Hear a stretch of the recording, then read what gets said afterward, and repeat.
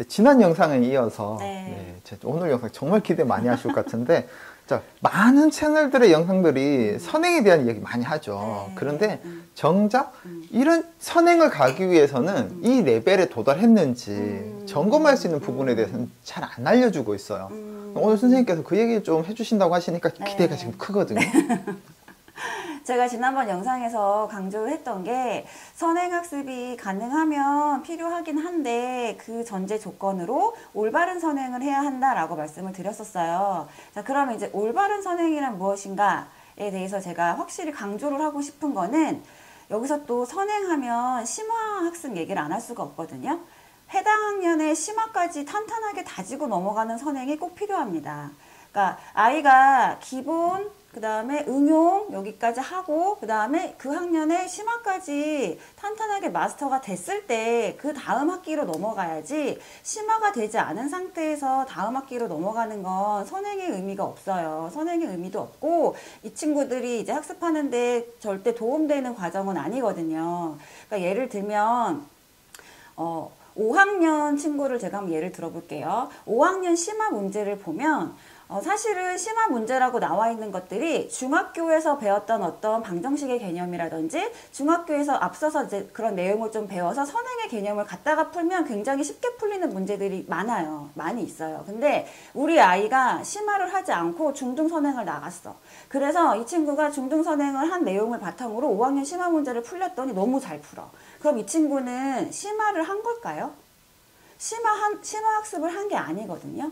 그러니까 앞선 개념을 배우고 그걸 가지고 5학년의 심화 문제를 풀었다면 이 친구는 그냥 중등 개념의 기본 문제를 푼 거지 5학년의 심화 문제를 푼 게 아니에요. 그러니까 저희가 이제 교재를 개발할 때도 5학년 심화 문제를 내서 출제를 하면 뭐 사실은 어쨌든 그 학년에서 조금 많이 생각을 하고 여러 가지 방법으로 해결을 해야 될 문제들을 출제를 하다 보면, 그러니까 중등이나 이제 그런 내용에 있는 문제들이 많이 나오는데 그 문제들의 풀이를 조금 보시면 절대로 5학년의 교과과정을 벗어나는 방법으로 풀이하지 않거든요. 아무리 문제가 중학교에서 나오는 문제라 하더라도 5학년에서 다뤄야 될 심화 문제면 5학년 교과과정 내에서 그 방법으로만 해결할 수 있는, 다양한 방법으로 해결할 수 있는 문제들을 내요. 그러면 이 친구는 5학년에서 그 5학년이 사고할 수 있는 방법으로 최대한 많은 생각을 해서 풀어야 이 친구의 문제 해결 능력이 키워지는 심화학습을 공부하는 데 의미가 생기는 거지,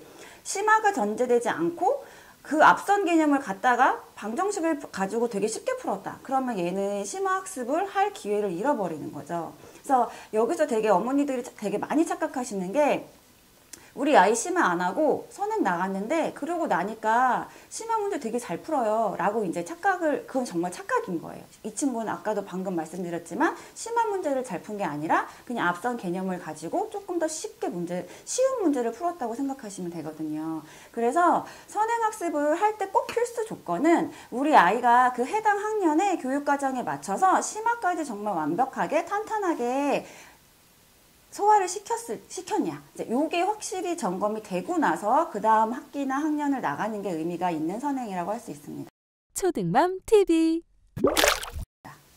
그러면 제가 말씀을 듣다 보니까 그럼 도대체 해당되는 학년의 심화라는 건 구체적으로 뭐냐?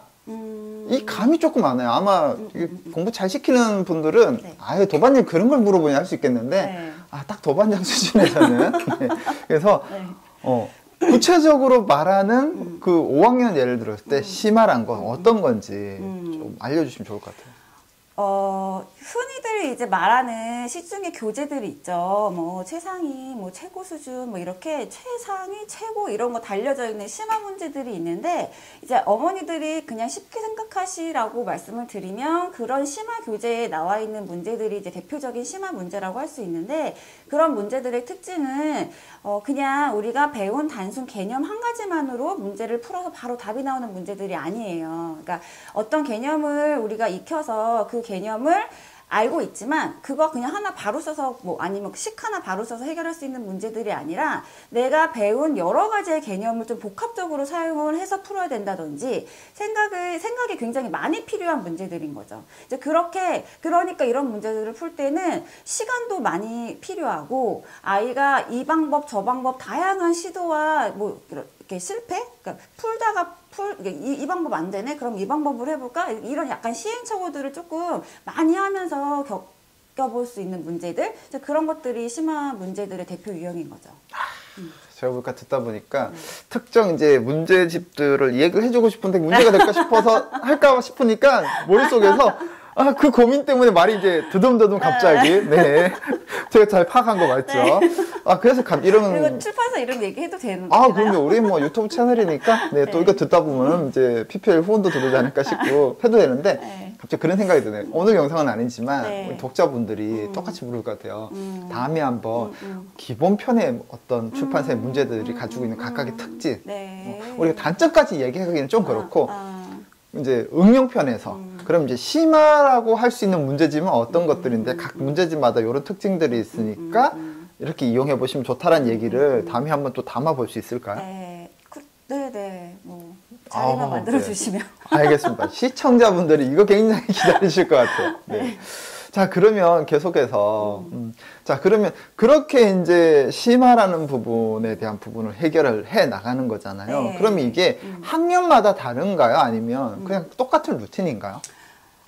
초등 과정에서는 사실 큰 틀이 있죠. 기본, 응용, 심화. 근데 이제 요 사이에 뭔가 우리 아이가 조금 더 문제를 유형별로 풀어보고 싶다 하면 뭐 응용 다음에 유형서를 풀어볼 수도 있고, 심화를 바로 넘어가기 어렵다 싶으면 그 아래 조금 쉬운 준심화 이런 교재들을 풀 수도 있고, 사실 심화라고는 하지만 이 심화라는 거의 기준이 또 아이들마다 굉장히 달라요. 그러니까 편하게 생각하시면 그냥 우리 아이의 수준보다 조금 넘어서는 정도를 심화라고 생각을 하시면 될 것 같거든요. 우리 아이가 제가 앞에서 말씀드린 뭐 최상위 이런 교재를 너무 쉽게 잘 풀어 이런 친구도 있을 수 있잖아요. 그럼 그 친구한테 최상위 교재는 심화 교재 아닌 거죠. 그 친구한테는 최상위보다 조금 더 어려운 경시대회 대비 교재라든지 뭐 또 3% 이런 책들 있어요. 그러니까 그런 교재. 이렇게 우리 아이는 근데 응용 문제를 너무 거기까지만 해도 너무 벅차. 그러면 이 친구한테는 최상위까지 가지 않더라도 응용 문제보다 조금 더 어려운 준심화 교재, 최상위 S 뭐 이런 교재들도 있거든요. 그러니까 기준을 우리 아이의 수준, 그다음에 선행의 그 속도도 우리 아이의 속도에 맞추는 게 가장 중요해요. 그러니까 이제 그렇게 했을 때 학년별로 우리 아이가 소화시킬 수 있는 범위를 조금 벗어나는 수준까지 다지고 그 다음에 넘어간다. 이렇게 생각하시면 조금 이해가 쉬우실 것 같습니다. 이렇게 심화라는 게 네. 예를 들면 특정 어떤 점수를 치면 뭐 90점, 100점대를 넘어서는 부분이 심화가 아니라 그쵸. 그 아이마다 지금 알고 있는 수준에서 네. 조금 더 나가는 단계가 네. 심화인 네. 거고 네. 그렇게 치면 심화의 끝은 사실 없겠네요. 없죠. 심화의 끝은 없고요. 그리고 제가 지금 말씀드린 것처럼 우리 아이의 속도에 맞는 선행, 우리 아이 수준에 맞는 심화, 딱 요 두 가지를 항상 되게 중요하게 생각하셔야 될 것 같아요. 뭐 옆집 아이가 영재고 준비한다고 걔는 뭐 초등학교 5학년 때 고등수학 하고 있다는데 우리 애 그렇게 막 시켜가지고 하실 수 있어요? 그거 따라가다 보면 애 정말 너무 힘든 상황이 생길 수도 있잖아요. 그러니까 이렇게 뭔가 옆집 아이에 휘둘리지 마시고 항상 기준은 우리 아이의 속도와 우리 아이의 수준, 이것만 기억해 주시면 좋겠습니다.